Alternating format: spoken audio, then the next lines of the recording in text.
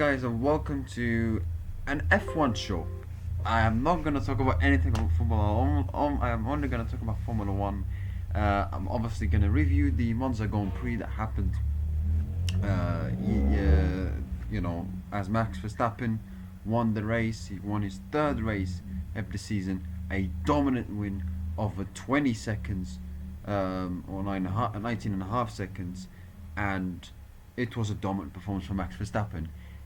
It felt like we were watching 2023 Max Verstappen because it was super dominant. Obviously, he was starting on pole. He had a great lap, by the way. Red Bull all weekend. The pace looked good. I have to say that they look, and I didn't expect that from Red Bull because I expected the fight between the Ferrari and McLarens, and I thought, because Red Bull, this is a track that they usually struggle. They never even won in the four titles that they won with Verstappen, the drivers' titles. They never got to pole position in Monza. In the 4 years they won the titles was Verstappen. So I thought, like, it's a track that usually struggled, especially last year where it was an absolute disaster for them. I thought they would struggle massively, like they were struggled in Hungary, for example. But I tell you, they turned around. They pulled off a. You have to say they gave Max Verstappen a very good car, a good balance, and you can clearly see the track kind of suited Red Bull because it's a high downforce track. And Red Bull are kind of good in kind of high downforce, medium downforce tracks. And yeah, Red Bull looked fantastically good with the pace they had with Verstappen. Verstappen pulled off a great pole position. He was first position Q2, first position Q3, great lap. And then, despite that, Norris, who I would say most of the qualifying didn't look that great, he pulled off a great clutch lap, which nearly put him on pole, but again Verstappen pulled off a worldie. And it was the fastest lap in Formula One history for Max Verstappen. And then he turned up into the race. He got passed by Lando because you can clearly see, Lando was kind of getting his elbows out on Max, and Max got forced of the Max when he went off the track. He went on the track, but you can clearly see Lando was getting his elbows out a bit, and Gianpiero Lambiase told to Max, give back the position, because it was similar to Saudi where Piastri did the similar thing to Verstappen, and Verstappen got the penalty, which was the key reason why a lot of Verstappen lost that race in Saudi. So I think Lambiase made the right decision to tell Verstappen, give back the position back, and he gave him back because Red Bull had the pace still, and they showed that 2 laps after he went past Norris, a very good overtake, and after that it was a Max masterclass. Obviously, you always have this doubt that maybe because obviously Norris and Piastri were looking for a safety car. They were waiting and waiting and waiting. They were looking for a safety car, a freak safety car. But even even if the safety car happened, I think it does not deny that Verstappen deserved to win, because he clearly deserved to win. He was fantastic, and the pace of Red Bull was the fastest. I would say all weekend. They were faster than McLaren, and Verstappen pulled off a great performance, amazing performance. Pole position, race win, winning over 19 seconds, 20 seconds. I mean, absolute amazing performance, and especially, it was the biggest winning margin in a race of a season. Like, not even one of the McLarens have won over 20 seconds, which is unbelievable, considering Red Bull have not been that great this season, and McLaren been so dominant, and yet Verstappen was over 20 seconds against the McLarens. There's another stat as well that I would like to tell you guys about. It is that Verstappen not only had the fastest lap in Formula One history in qualifying on Saturday, he also wins the fastest race in F1 history, and he which was the fastest race, beating Michael Schumacher's record in 2003 Monza Grand Prix. So yeah, and it was Italian double, as Gianberto Lambesi said. He won in Imola, and now he won in Monza. It was like a Max masterclass. I mean, the guy the guy is a robot. I mean, he wins after 20 seconds, which was the biggest margin. And McLaren, even they've been the fastest and they've been dominating everybody. They've never won in that margin. And also, He all made the fastest lap in Formula history in a non-fastest car. Like the guy is a robot. He's a cheat code. He's not human, is he? I mean, oh my god, like that guy. I mean, Max Verstappen. Like you just like you have to just like hold your hands up and clap him if you're a McLaren fan, because that was an amazing performance from Max. Amazing performance. You know, you gave back the position to Lando, and he was like, okay, fine, whatever. I will. I still like the pace. I can still do it. I'm a full-time world champion. I'm gonna show who I really am, and he showed it. Went past him. Great, amazing performance. Winning over 20 seconds. Amazing performance from Max Verstappen, and he clearly deserved to win. So the pace of Red Bull looked very good, and it was the third race win for Verstappen this season. Can Red Bull keep it going? Can they go to the next race and keep that good momentum they had? Because obviously Verstappen finishing second in Dutch Grand Prix, and now he won Monza. Can they keep that good momentum? Listen, Red Bull, they're not going to be good in every track.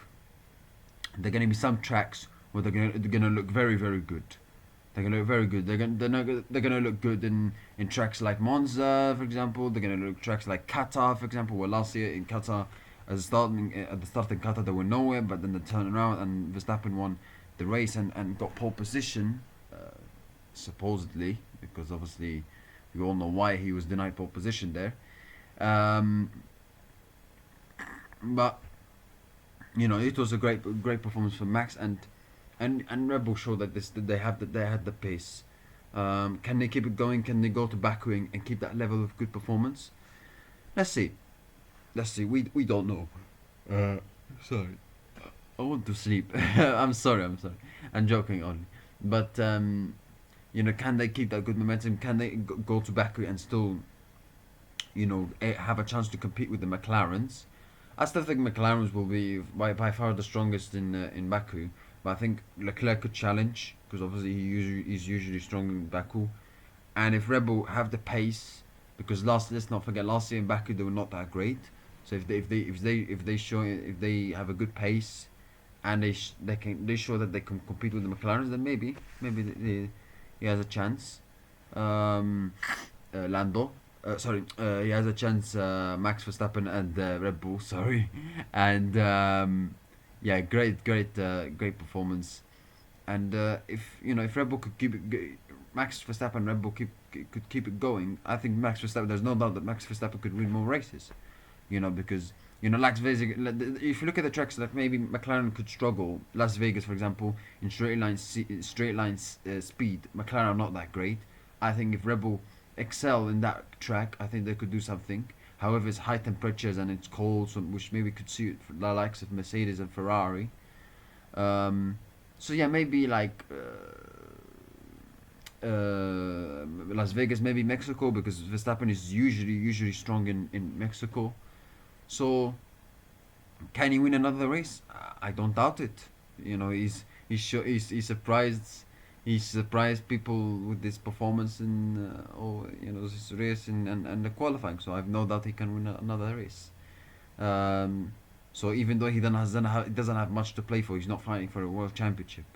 So yeah, that's my that's my assessment. But great performance from Max. I mean, it was a vintage masterclass. It was vintage Max Verstappen performance. Amazing from him. Now let's move on to the drama that happened, and I'm pretty sure everybody's talking about it between the two McLarens, and it was not caused by Lando or Oscar. It was caused by the McLaren team itself. Now, first of all, obviously it looked very unlikely that McLaren could win the race by pure pace because Red Bull looked very good. So Lando and his engineer, they were like, obviously, they tried to win by strategy or by looking for a freak virtual safety car to try to win. And Will Joseph said to Lando, when do you want to box? And Lando said to the engineer, let Oscar first box to cover Leclerc, but he doesn't get the undercut. And McLaren agreed that he will not get the undercut to pass Norris. So Norris, so I find it very confusing from Norris, because I don't know why Norris let Oscar Piastri pit first.